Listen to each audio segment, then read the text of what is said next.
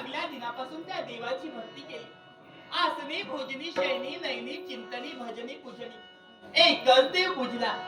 कृष्णला मुखात घेतल्याशिवाय अन्नाचा कळश पाण्याचा थेंब कधी मुखात घातला नाही. कारण या अंतर्यामी एकच इच्छा होती, कृष्णदेव पती म्हणून मला लाभावे. पण त्यावेळची परिस्थिती वेगळी होती आणि याला कारण माझा बंधू रुक्मया. त्याला माझं लग्न करायचं होतं ते तेदी नगरीचे राजकर्ते शिशुपाल यांच्या सोबत. पण माझं मन मात्र तयार नव्हतं.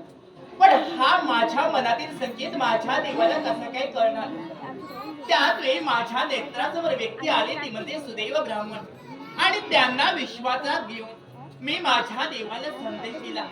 मिळालेला संदेश आणि सांकेतिक ठिकाणी देवानं मला रुक्मिणीला बोलवून त्या ठिकाणी रुक्मिणी हरण केलं आणि द्वारकेच्या ठिकाणी घेऊन आले.